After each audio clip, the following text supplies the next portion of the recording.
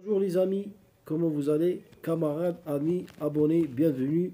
J'espère que vous allez bien et j'espère que vous êtes en bonne santé. Bon, aujourd'hui on va entamer le cours ou bien le module de littérature. Bon, le module de littérature est riche, plein d'informations et de connaissances dans le domaine de la littérature. Bien sûr, vous allez, euh, vous allez connaître des écrivains, des poètes, des périodes dans l'histoire de l'homme et des écrivains qui correspondent à, je dirais, des conservateurs qui correspondent à la littérature classique et d'autres qui correspondent à la littérature, je dirais, moderne. Des gens qui sont rebelles, des écrivains rebelles, des écrivains qui écrivent pour la patrie, qui écrivent pour la femme, qui écrivent pour la liberté de la femme, la liberté de l'expression, d'autres qui ont je dirais, ils ont des notions euh, et je dirais des opinions et des principes c'est-à-dire à défendre. Il y a plein. Vous voyez devant vous, pardon, devant vous, je dirais, ce manuscrit que j'ai préparé. Bon, on va étudier, c'est-à-dire bien faire connaissance et découvrir ensemble la littérature avant 45, après 45, euh, après 62, après 62, voilà. Où elle est? Elle est là, d'accord. Bon, les écrivains marocains et tunisiens. Il y a une erreur ici.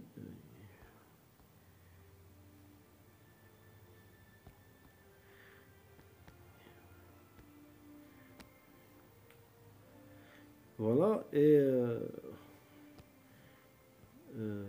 Attendez une minute.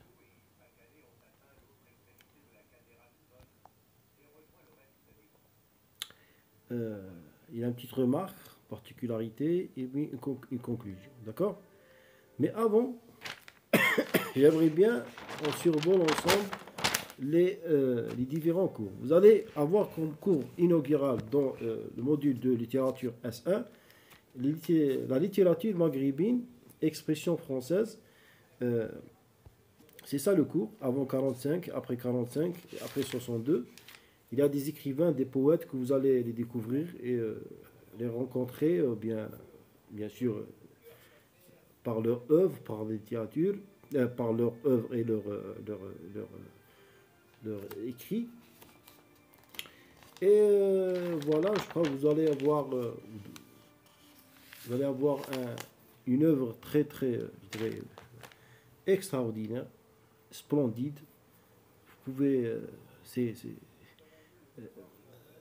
l'œuvre de Fatma Aït Amrouche. C'est une écrivaine algérienne, berbère. C'est un des pionniers de la littérature classique algérienne, hein.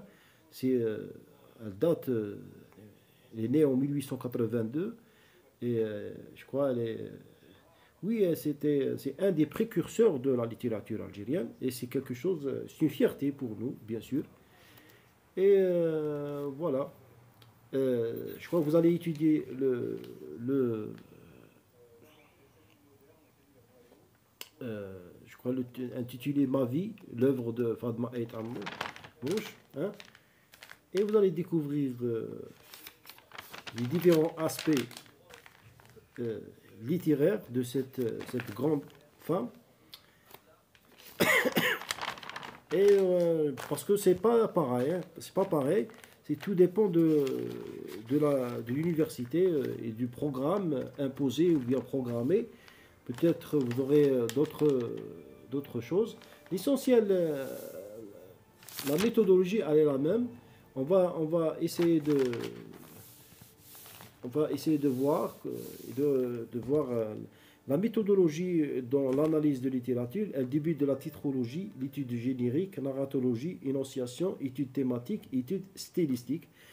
Chaque titre, il englobe je dirais, des concepts et des techniques. Et Vous devez la maîtriser, bien, les maîtriser bien pour que vous arriviez à obtenir une note, je dirais, respectueuse.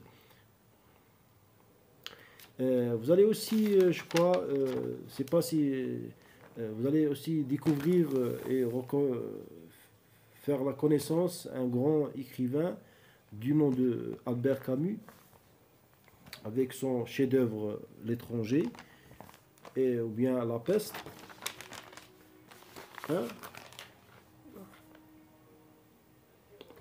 Oui, c'est ça. Peut-être que vous aurez deux, parce que vous savez bien que pour étudier une œuvre, c'est pas quelque chose anodin, hein. C'est pas quelque chose qui est, je dirais, facile, hein.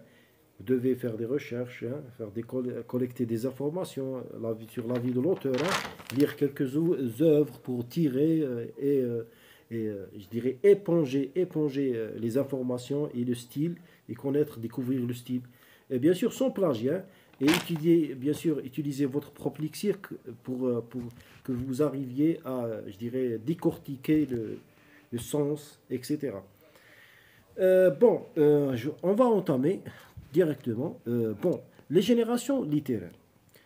Vous aurez ce cours qui va vous donner. C'est un cours, je dirais, lié à l'histoire et découvrir le domaine, c'est-à-dire la période avant 1945, c'est-à-dire comment était l'atmosphère littéraire. Bien sûr, on peut deviner et on peut, je dirais, former et développer selon les informations et selon ce que vous avez vu, même ce que vous avez lu et appris par rapport à l'histoire algérienne et la révolution, etc. Voilà, bon, nous, par rapport à ce module, on va s'intéresser au nécessaire, hein, parce que normalement, dans l'examen, vous aurez une question qui sera, je dirais, une question qui vous demande, l'auteur vous demande de citer deux ou bien trois auteurs. Il ne faut pas casser la tête, il ne faut pas fatiguer à lire et à mémoriser tout, non. Vous pouvez juste garder ou bien mémoriser, retenir deux, bien trois écrivains avec leur date de naissance, leur décès, hein, quelques œuvres, peut-être une œuvre ou bien deux œuvres pour chaque écrivain. Et ça c'est suffisant, je pense. Et vous ajoutez hein, votre style vous dites par exemple, Mohamed Ahmed Dib, par exemple, c'est un grand écrivain qui a vécu dans, je dirais, une période de sa vie pendant, je dirais, la colonisation, et puis il s'est immigré, ou bien il s'est exilé en France. Il est connu par sa trilogie, hein, etc. Voilà.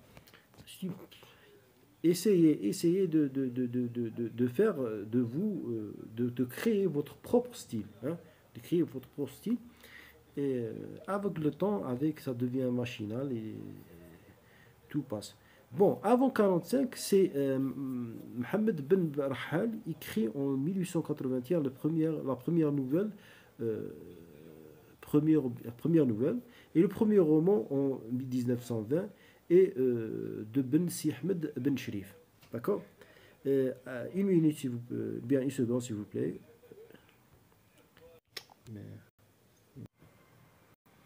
Voilà, je voulais vous montrer ce PDF parce que ça, c'est PDF. Normalement, ce cours est destiné pour la deuxième année, mais c'est avéré que les troisième années, ils sont aussi concernés. Et voilà. En tout cas, si il est destiné, si les deuxième années, ils ont, ils ont ce genre de cours, c'est bien. Alors, si sinon, ce sera quelque chose de bénéfique pour les deux, soit deuxième année ou bien troisième année. Moi, j'ai fait comment dirais-je, une sorte de résumé. J'ai résumé la totalité. Hein. Voilà. On a parlé, on a dit que, bon, avant 1945, serait, voilà, des écrivains qui correspondaient à cette, je dirais, cette période. Hein, on a évoqué Ahmed Ben Rahal, c'est lui qui est le premier qui a écrit une nouvelle en 1881. Premier roman en 1920 par Ben Si Ahmed Ben Sherif, Ahmed Ben Mustafa Goumi, intitulé Ahmed Mustafa Goumi, je crois, بالقادر الحاج حمو روجا محمد ولد الشيخ علي الحماني رابح زيناتي جميلة دباش Marie-Louise, Taous Amrouche, ainsi que Jean Amrouche. Vous savez qu'est-ce que vous allez faire? Vous allez garder vous pouvez mémoriser, bien retenir 2, 3, bien 4 écrivains de cette période. Hein, et vous ajoutez quelques, je dirais, formations, ou bien essayer de développer, d'exprimer sur cette période. Dites par exemple en 1945, durant cette période qui était une période sanglante, pleine de contraintes, les Algériens étaient très patriotes et je dirais étaient, comment dirais-je, étaient très attachés à leur patrie, à leur religion. Alors, certains, je dirais, catégories de gens qui étaient intellectuels, ils ont combattu, je dirais, l'ennemi ou bien leur colonisation avec leurs plumes, avec leurs idées, soit, par exemple, on cite la littérature, la poésie, etc. Et dans le domaine de la littérature, on cite quelques-uns, par exemple, cite Taous Amrouche, Fadma Ait Amrouche, Jean Amrouche, Jamil Debbash, hein. Et le premier qui a écrit une nouvelle, c'était Ben Rahal en 1881. Je pense que ça, c'est c'est acceptable. Hein. Pardon, il ne faut pas compliquer les choses et mémoriser, non. La compréhension qui compte. Après 45, vous dites en Kabylie, c'était, je dirais, la tension monte et, je dirais, les écrivains de cette période de l'Algérie étaient des gens, grands révolutionnaires. On cite par exemple Mouloud Ferraron avec le fils des pauvres, le chemin qui monte, journal, Mouloud Mamri avec la colline oubliée, et sans oublier la grande écrivaine Assia Djabbar par exemple. Et vous ajoutez aussi Katib Yassine avec son chef-d'œuvre Nejma, par exemple. Et vous dites, par exemple, ces gens ils ont connu une répression sanglante. Hein, et il y a certains qui ont trouvé, c'est-à-dire la solution de l'exil et de s'enfuir. Voilà. Et d'autres, malheureusement, ont été assassinés, d'autres ont été portés disparus, etc. Bon, à l'ouest, Mohamed Dib, l'incendie, publié pendant l'été 54, et sa trilogie Dar Sbitar, l'incendie, bien sûr, et le Métitissi, à Tissé. Et à l'est, vous avez Malik Haddad et Katib Yassine avec Nejma, on a cité Nejma, la quête du passé, Assia Djebbar, la soif, Albert Mimi, dans l'expression littéraire tunisienne, avec la statue de Sed, et son essai Portrait du colonisé. Au Maroc, Ahmed Safraoui publie le Chapelet d'Ambre en 1949, Driss Chraibi avec le passé simple. C'est-à-dire ici, ils ont ajouté quelques écrivains tunisiens et marocains parce que, vous savez, à l'époque, il n'y avait pas de problème. On était tous des frères, il n'y avait pas de contraintes, il n'y a rien. Et puis après le 62, c'est avéré que les plumes, ils n'ont pas, et les voix, et ils n'ont pas cessé de, je dirais, de, de, de- d'exprimer et de continuer leur combat. Et par contre, c'est-à-dire, contraire, euh, c'est-à-dire la tension est augmentée, voire euh, devenir euh, quelque chose, je dirais, qu'on peut pas elle est devenue démesurée, qui a pris, c'est-à-dire a vécu à 62, a connu aussi des nouveaux écrivains, des nouveaux euh, jeunes écrivains qui voulaient continuer à écrire, et certains qui en voulaient, c'est-à-dire qu'ils ont trouvé que ça y est, c'est bon, leur travail était conclu. On cite par exemple, je crois, Ould Moamri, je crois, qui a arrêté d'écrire. Et par exemple, ici on dit John Cena avec une splendide poésie, le soleil sous les armes matinales de mon peuple. John Cena, c'est un écrivain algérien euh, de confession chrétienne, tienne, était assassiné dans les années 70.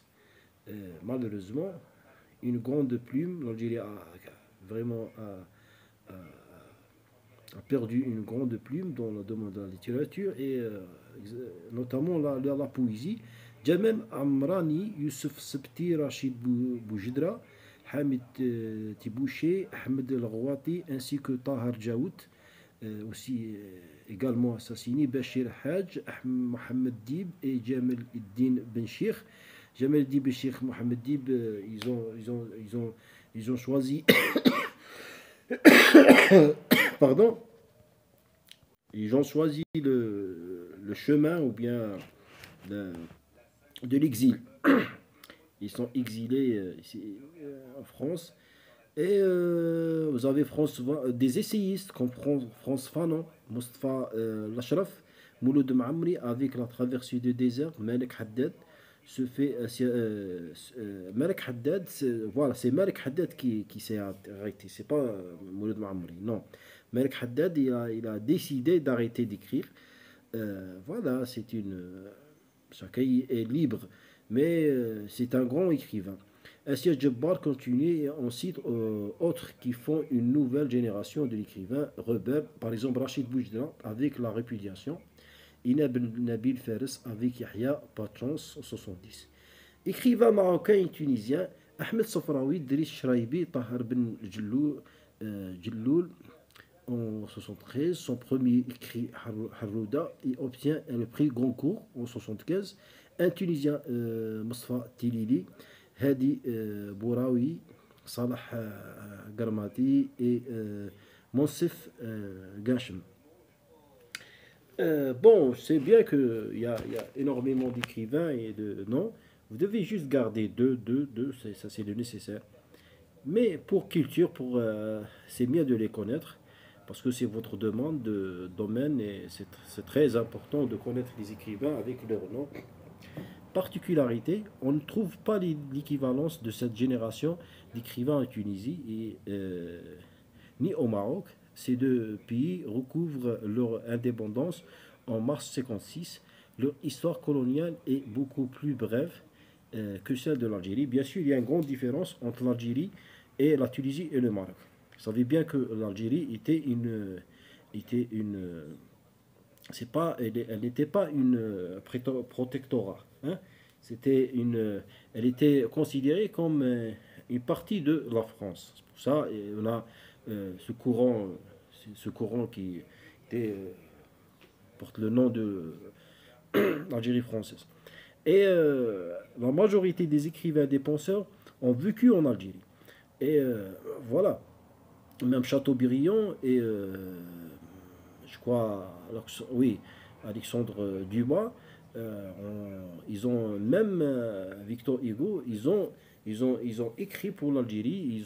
Parce que, par exemple, si on cite Chateaubriand, il connaît bien l'Algérie, ses paysages, et c'était un des écrivains qui correspond ou bien qui représente la période de la littérature exotique.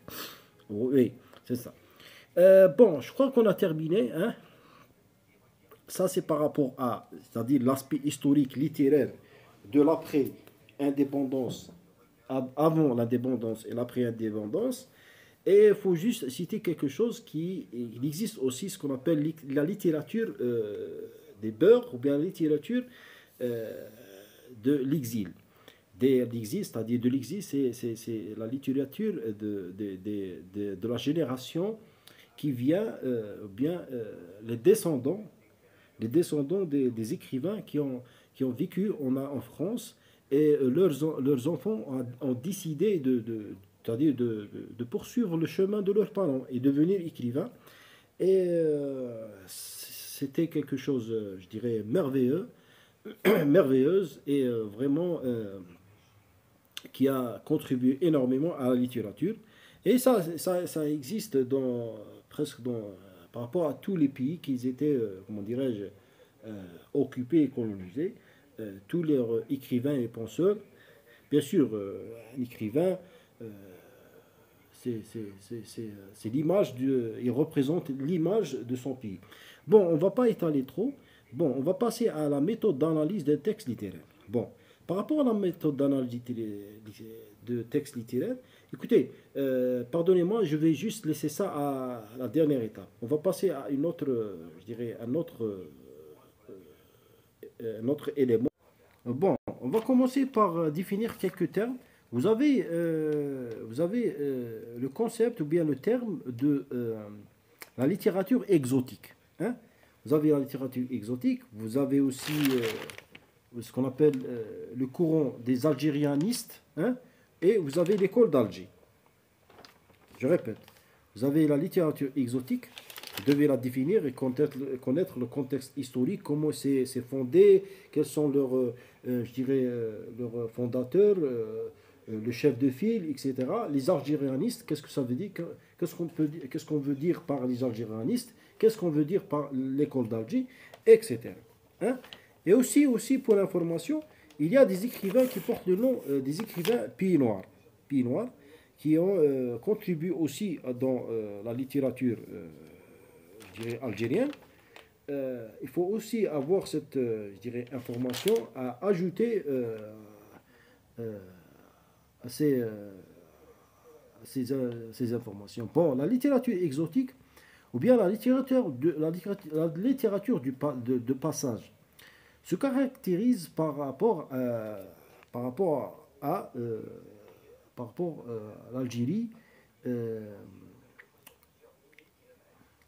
les écrivains français d'Algérie ont produit des textes de beauté. Et euh, beauté, ces écrivains je dirais, euh, sont nés ou euh, attendez une minute, oui, oui, pardonnez-moi parce que la lecture était illisible, parce que j'avais un document qui est dans l'écriture était illisible. Bon, je le reprends. La littérature exotique. Les écrivains français d'Algérie ont produit des textes d'une valeur importante. Ces écrivains sont nés ou bien arrivés en Algérie. C'est-à-dire, ils ont vécu, nés, ou bien ils ont vu l'Algérie comme, je dirais, un voyage touristique, hein. Euh, ou bien ils ont entendu l'histoire de l'Algérie, alors ils ont décidé d'écrire pour l'Algérie. Par exemple, par rapport à la Révolution, ou bien, euh, voilà. Avant 1830 et jusqu'en 1900, cette littérature est appelée la littérature de passage, car elle avait un goût exotique, récits de militaires et de touristes comme Pierre Loti André, Gide. L'Algérie, avec son climat naturel, ses beaux paysages sont et fascinants, ou bien sa belle, sa belle, bien son désert, je dirais, à couper le souffle. Euh, les écrivains de passage tels que Chateaubriand, Jean Cocteau, euh, Théophile Gautier, ces écrivains relatent leur enfance, leurs voyages, leurs aventures et de, euh, dans ce pays et qui n'est pas là, qui n'ont, je dirais, qui ont décidé d'écrire et de parler et de raconter ce qu'ils ont vécu, ce qu'ils ont, c'est-à-dire vu, voilà.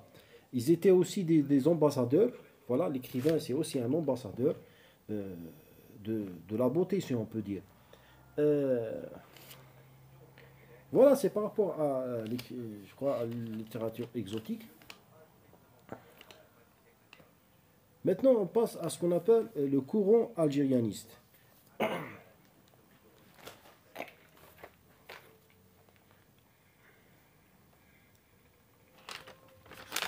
Avant de passer, on va ajouter quelque chose.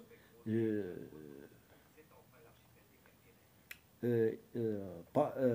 les écrivains qui représentent, je dirais, cette littérature exotique, ils étaient humanistes. Hein. Euh, Humanistes et voilà, ils défendent toute valeur bien qui représente l'humanisme et bon, maintenant, on a ce qu'on appelle la littérature, l'école d'Alger. L'école d'Alger. L'école d'Alger, c'est c'est une sorte de mouvement et un rassemblement de poètes et écrivains français nés en Algérie. Le chef de file est Gabriel Odisso. Cette école est venue pour succéder les algérianistes. Voilà. Et les concurrenciers, je dirais, bien, pour citer quelques écrivains, on a par exemple Albert Camus. Albert Camus, je dirais, considéré comme un élève ou bien un écrivain qui appartient à l'école d'Alger. C'est pas un algérianiste. Comme un produit de cette école. Il est considéré comme un produit de cette école. Et aussi Odisso, le chef de file. Le but de cette école était de servir la France, bien sûr avec leurs écrits, avec leur, leur. Ils défendent la France, ils défendent la patrie, ils défendent le drapeau tricolore, ils défendent tout. Ils étaient sûrement contre la révolution, et voilà, comme tout patriote, patriotique.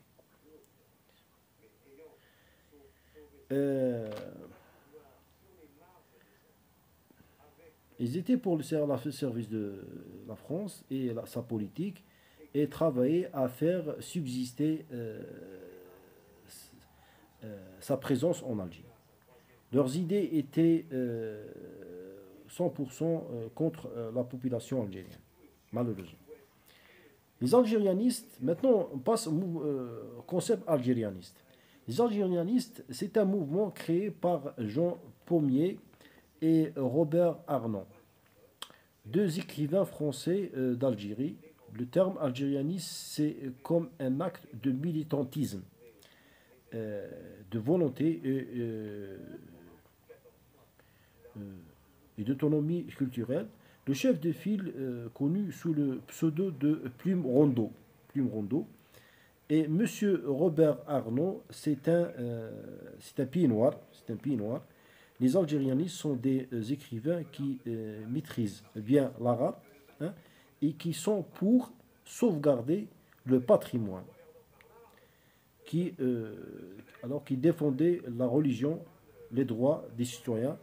euh, Leur but était de créer l'intellectualisme absolu. C'est-à-dire vraiment un paradoxe, lorsqu'on dit un paradoxe. C'est-à-dire les algérianistes, ils étaient contre l'école d'Alger.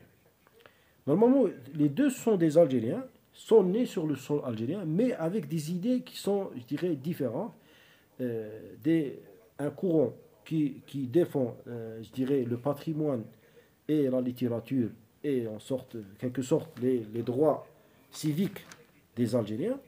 Et l'école d'Alger étaient des gens, je dirais, qui n'étaient pas rationnels. Hein. Ils n'ont pas je dirais, ils n'étaient pas objectifs, ils n'étaient pas rationnels.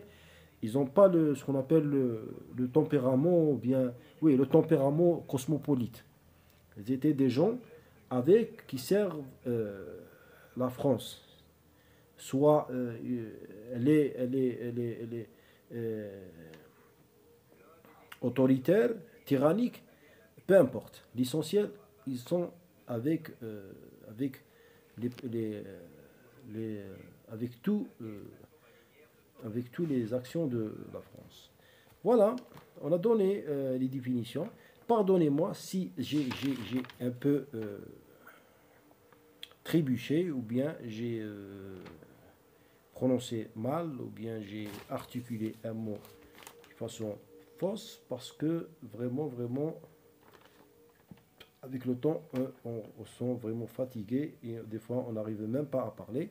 L'essentiel, bon, vous voyez que je coupe des fois, je fais une pause pour voir, parce que j'aimerais bien terminer le cours, faire un module dont le module, je vais le terminer parce que la littérature, c'est pas des cours, je dirais, qui sont catégorisés. Non, vous avez un amas d'informations et vous devez, comment dirais-je, bien l'organiser et voilà.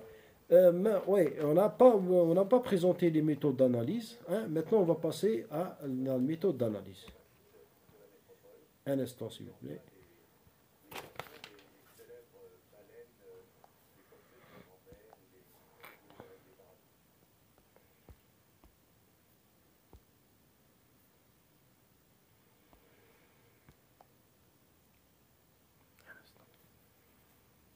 My bad. Maintenant, on va passer à double.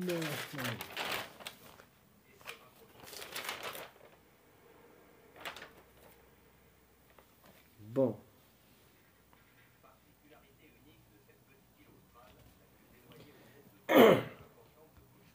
On fait pause. Voilà. Bon, écoutez, maintenant on va procéder à l'analyse des textes. Vous avez la titrologie. Qu'est-ce que ça veut dire la titrologie? La titrologie, c'est par rapport au titre. Hein. Bon, on lit un titre, n'importe quel titre, hein, mais selon le titre, vous allez dégager hein, ce que le sens, je dirais, sous-entendu ou bien implicite. Parce que le titre, il cache toujours quelque chose, des informations. Alors, vous allez former deux à trois lignes correspond à titre, d'accord? Par exemple, on prend le titre de La peste de Camus. Alors, qu'est-ce qu'on dit? Si on doit examiner et donner une idée sur le titre, alors on dit que le titre seul nous donne une impression qu'il s'agit d'une tragédie ou une problématique grave. Presque d'abord, parce que d'abord, le nom est un concept scientifique qui détermine un nom ou bien une pathologie. C'est-à-dire le mot peste, c'est une épidémie. Hein. Allez, alors, il dégage, c'est-à-dire, ou bien on peut comprendre qu'il s'agit d'une maladie, ou bien quelque chose, une contagion, et qui va, bien sûr, la contagion, qu'est-ce qu'elle va? Elle va, ou bien un virus, ou bien une contagion, qui va nuire à la vie de l'homme, elle va causer des malheurs, etc. C'est ça la titrologie. Vous devez former. Bon, maintenant on passe à ce qu'on appelle l'étude générique. Dans l'étude générique, vous devez avoir des informations à préalable par rapport à l'auteur. Par exemple, la date de naissance, hein, la date de naissance, la date de décès, son vécu, son cursus d'études. Si vous avez, c'est-à-dire ces informations disponibles. Son cursus d'études, sa vie, sa famille, comment il était, je dirais, comment il a mené sa vie. Est-ce il a vécu une vie aisée ou bien une vie modeste, pauvre? Est-ce qu'il était déprimé? Est-ce qu'il était frustré? Comment il était cette personne? Comment il a découvert, c'est-à-dire la littérature? Comment il est devenu écrivain? Voilà, vous devez collecter toutes ces informations pour que votre étude générique soit, je dirais, adéquate et, je dirais, comment dire, convaincante. Voilà. Je ne vais pas vous lire une étude générique parce que c'est long, mais je pense que vous comprenez le sens. Voilà. Et voilà, et vous passez à ce qu'on appelle la narratologie. Bon, la narratologie, par rapport à la narratologie, ce que vous devez mettre en évidence et en considération, ce qui est important, voire pertinent, c'est que dans la narratologie, vous devez définir le genre littéraire. Genre. Bon, on a un roman, d'accord? Un roman, euh, un roman un roman par rapport à un genre littéraire. D'accord? pour, pour connaître le genre littéraire, je vais vous citer presque la totalité des genres littéraires, mais si je me rappelle très, très bien, vous avez l'humanisme, hein, puis vous avez la Pléiade, le baroque, et puis vous avez le classicisme, et je crois, j'ai oublié malheureusement, classicisme, et puis vous avez, je crois, le siècle de lumière, le réalisme, naturalisme, hein, euh, essentiel, il y a 14. euh, ah oui, on oublie, c'est tout à fait normal.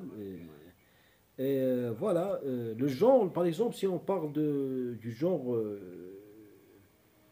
littéraire qui correspond aux œuvres de Camus, c'est l'humanisme. Hein. Alors l'humanisme, on a toujours réalisme, on a le naturalisme, réalisme, et l'humanisme, c'est un courant qui est, je dirais, en relation ou bien avec tout qui est, je dirais, logique, réel. Il combat, voilà, l'oppression, les injustes, euh, la violence, la répression. Il est pour la liberté d'expression. Voilà, tout chose qui relève des choses, je dirais, sacrées euh, pour l'homme et pour son avenir. Vous devez réviser les genres, c'est très important. Et bon, ça c'est par rapport à la narratologie. Et vous ajoutez aussi dans le même, c'est-à-dire le même sujet, la narratologie. Dans la narratologie, vous parlez bien sûr de la narration, euh, c'est-à-dire les différents récits employés dans ce roman. D'ailleurs, vous n'aurez pas un roman à l'analyser. Non, vous aurez un extrait. Un extrait, et, à préalable, c'est nécessaire d'avoir des informations à préalable. L'extrait, vous allez décortiquer l'extrait pour soustraire et connaître, je dirais, la narratologie, je dirais, employé, le jeu, combien de jeux, hein? Est-ce que le jeu est omniscient, hein? Est-ce que c'est un jeu, je dirais, Dieu, hein? Le narrateur, est-ce que c'est un Dieu? Est-ce que c'est un narrateur extérieur? Comment, parce que l'histoire, elle est toujours narrée soit par l'auteur, soit par un personnage inclus, hein, soit par un personnage, je dirais, à l'extérieur, soit par une voix anonyme. C'est-à-dire, on n'arrive pas à déterminer si elle sait, si ou bien c'est-à-dire, c'est le jeu de narrateur ou bien un jeu anonyme. Des fois, voilà, des fois on n'arrive pas à déterminer ce jeu. C'est ça la narratologie. Tout ça, vous devez l'analyser, vous devez l'évoquer, hein. Vous remarquez que c'est pas l'analyse littéraire, vous devez appuyer sur votre style comment d'expression, hein. Comment comment dirais-je, vous, vous décrivez c'est-à-dire l'extrait ou bien voilà. Vous devez développer et dire beaucoup de choses. Bien sûr, là, je peux pas à votre place, mais je pense, le général, on peut expliquer, c'est-à-dire le phénomène. Bon, maintenant, on pense à l'énonciation. J'ai quelque chose ici à vous lire sur l'énonciation, la littérature. Non, non, l'étude thématique, non. Bon, l'énonciation. L'énonciation, c'est la même énonciation que vous avez vue en deuxième année. Parce que, écoutez, ici, je vais ouvrir une petite parenthèse de vous dire que l'analyse, vous avez eu l'analyse, hein, vous avez étudié l'analyse en deuxième année. Mais en troisième année, c'est un peu, c'est-à-dire avec des détails. C'est-à-dire, c'est pas la même chose. Hein? En troisième année, une analyse, je dirais, professionnelle. Bon, restons sur l'énonciation. L'énonciation, c'est-à-dire, l'auteur, il s'adresse à qui? Hein? Il s'adresse à qui? L'émetteur, récepteur, hein? Il s'adresse à qui? Le récepteur, c'est qui? Hein? Soit la population algérienne, bien francophone, ou bien mondiale. Ah, vous avez émetteur, récepteur. Hein? Vous avez, par exemple, vous avez la référence. La référence. Par de quoi? Hein? Vous avez le message.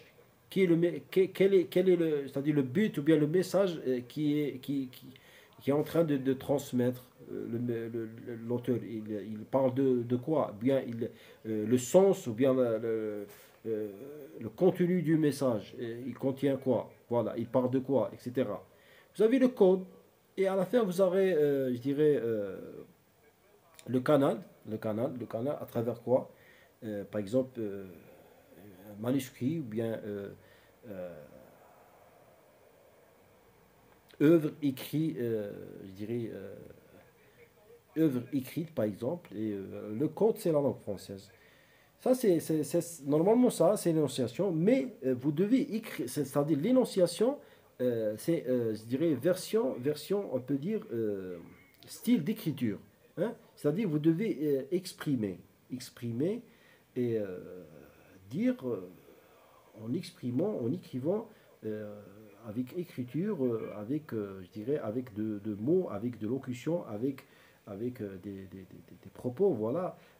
Vous décrivez, bien sûr, avec un style beau et cohérent, avec des mots qui sont, je dirais, des mots un peu, des mots, vous devez, voilà, l'analyse, vous préparer à l'avance à l'analyse. C'est pas directement, c'est bien que c'est un peu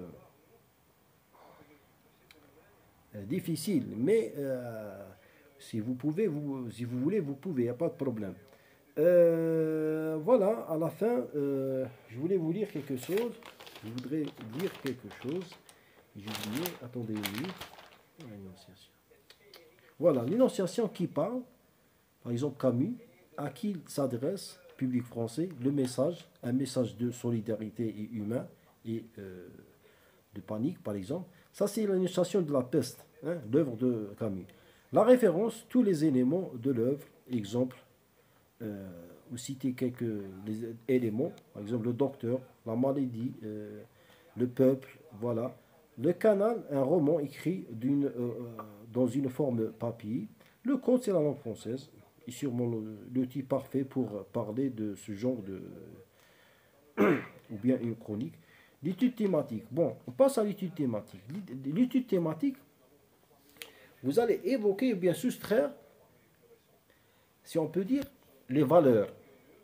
Lorsqu'on dit thématique, on dit les valeurs. Qu'est-ce que ça veut dire les valeurs? Est-ce qu'il y a une valeur d'amour? Est-ce qu'il y a une valeur de solidarité? Est-ce qu'il y a une valeur, je dirais, de charité, hein, l'aumône, hein? Est-ce qu'il y a une valeur de tristesse? Est-ce qu'il y a une valeur de violence, hein? Une valeur, je dirais, d'autorité, hein, de tyrannie? Tout ça, ce sont des valeurs, hein. Est-ce qu'il y a une valeur de bravoure et de sagesse, hein? C'est-à-dire, par rapport aux thématiques, c'est facile. C'est facile si vous juste vous activez votre compréhension, vous arrivez à dire beaucoup de choses. Litus stylistique. Ah, litus stylistique. Par rapport au litus stylistique, c'est ça le noyau.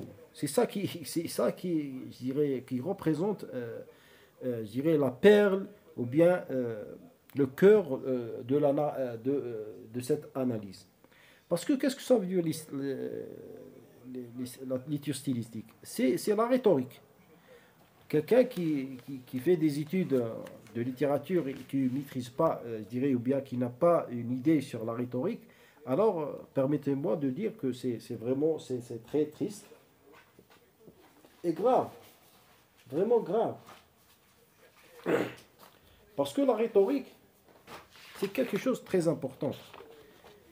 Si, parce que des fois, non, normalement la rhétorique, elle est programmée.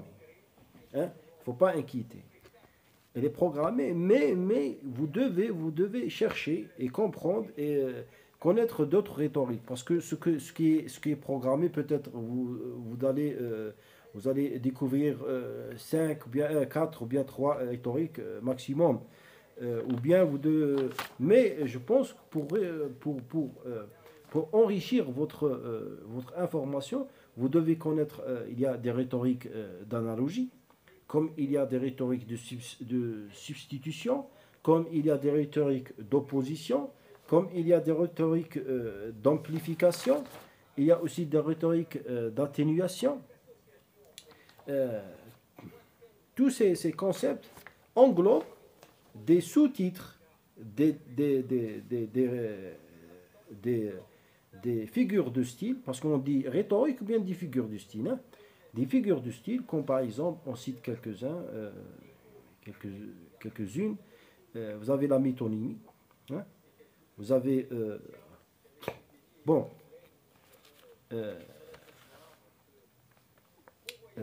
on va voir le temps, 45 minutes, hein. Ouais.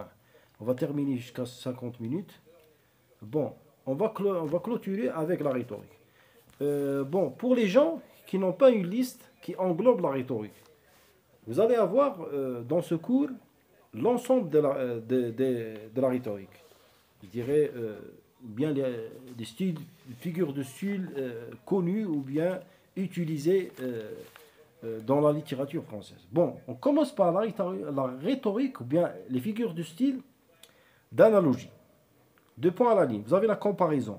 Je vous donne un exemple, par exemple. La lampe brille comme l'étoile.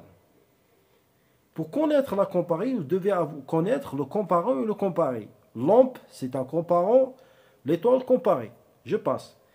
Deux, vous avez la métaphore. Bon, par rapport à la métaphore, vous avez A, B, C, D. C'est-à-dire, vous avez 4, il y en a trop. Mais la métaphore, c'est toujours, vous trouvez par exemple, l'action faite par quelque chose qui n'est pas, je dirais, humaine. Elle est abstraite ou bien elle est, je dirais, elle n'est pas humaine. Par exemple, on dit gros serpent de fumée, noir. C'est une métaphore annoncée. Vous avez la métaphore directe. Une étoile brille derrière une vitre. Vous avez une métaphore filée. Une suite de plusieurs métaphores. Vous avez la métaphore cliché, être à cheval sur le principe, pardon. Être à cheval sur le principe.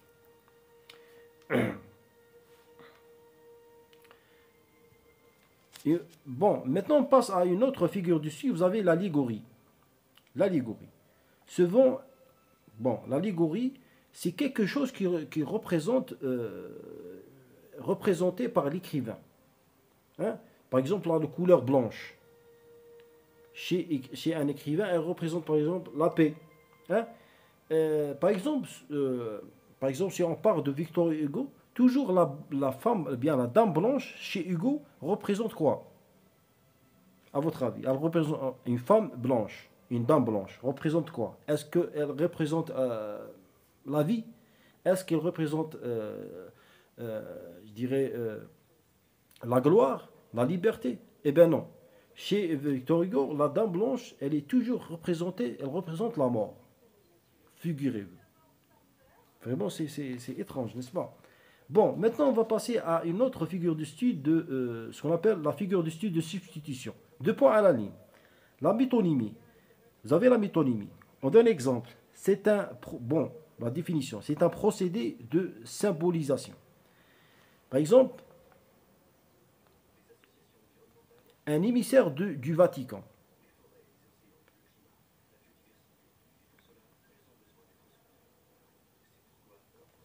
Socrate abat la mort. Fumu des Havanes. Tout ça, ce sont des métonymes.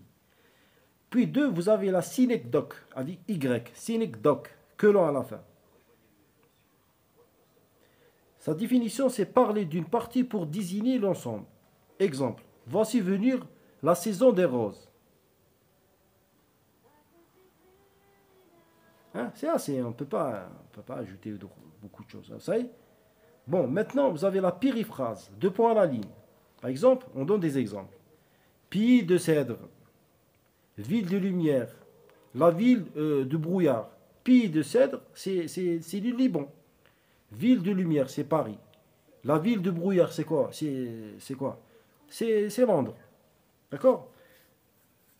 Maintenant, on passe à la figure du style les figures de l'opposition. Vous avez antithèse, antithèse plus comparaison, vous avez antiphrase et vous avez à la fin l'oxymore. On va commencer par antithèse. Deux points à la ligne. Bon, on va la définir. Elle oppose deux termes ou plus. Exemple, j'ai le mauvais rôle et tu as le bon. Hein? Par exemple, on donne exemple. Oui, c'est ça. Deux, vous avez antithèse plus comparaison. Je suis noir et maigre. Marie est rose et dorée, comme un fruit. Antiphrase. Bon, la définition, elle exprime une idée par son contraire, dans une intention ironique. Exemple, quel courage! Point d'exclamation. Ah, c'est du joli! Point d'exclamation. C'est du propre! Point d'exclamation. 4. Vous avez l'oxymore. C'est la réunion de deux termes contradictoires dans la même expression. Par exemple, cette obscure clarté qui tombe du ciel. Obscure clarté. Deux mots qui sont contraires, hein, mais ils sont liés l'un à l'autre, sont juxtaposés. Maintenant, on passe à une autre figure du style, l'amplification. Figure d'amplification. 1. L'hyperbole. C'est une exagération. Ça, c'est la définition. Exemple. Mourir de fatigue. Des ruisseaux de sang. Un autre exemple. 2. Vous avez l'anaphore. Définition. Le même mot se répète à la tête d'un vers ou bien d'un texte. Par exemple, oubliez la aimant. Oubliez-la, mon petit. C'est une répétition. Bon, on va passer à une autre, la répétition. La répétition, bon, elle est connue, là. C'est facile de la détecter. On repère plusieurs fois la répétition. Puis vous avez là, parce que la répétition, c'est aussi une figure de style. Hein. Des fois, on oublie. Maintenant, vous avez l'accumulation. C'est une figure de style, l'accumulation. 4. L'accumulation. C'est une succession de plusieurs termes. Par exemple, des liquides rouges, verts, blancs, roses, etc. Vous trouvez une succession de mots, hein? Ou bien d'adjectifs, ou bien de mots, ou bien 5. Vous avez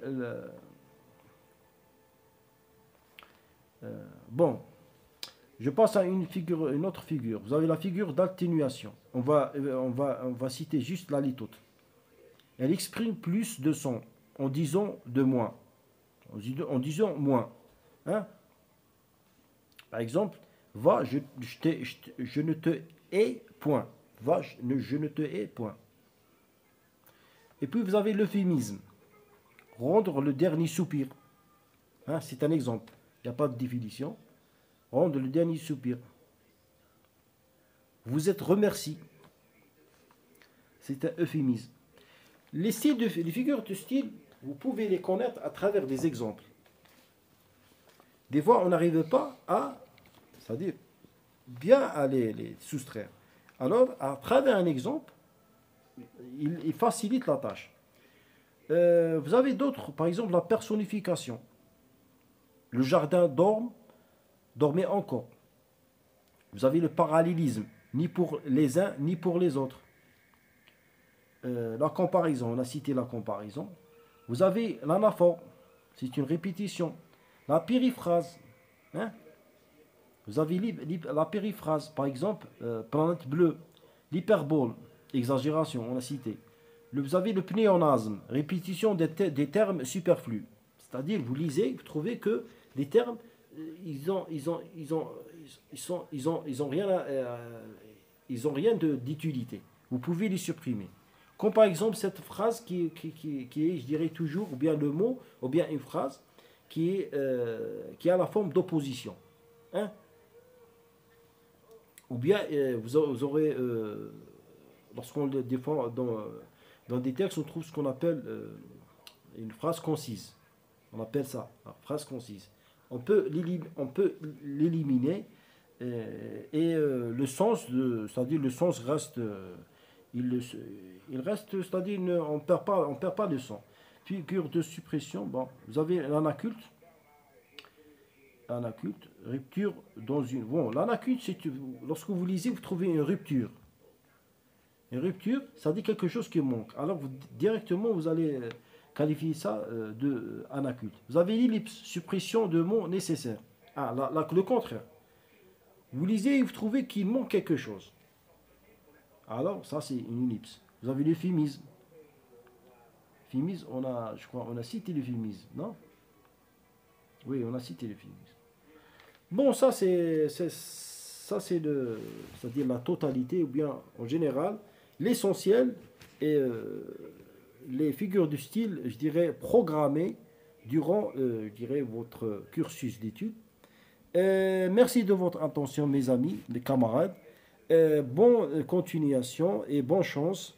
Je vous donne rendez-vous à la prochaine vidéo. Alors, je vous laisse. Bon vent.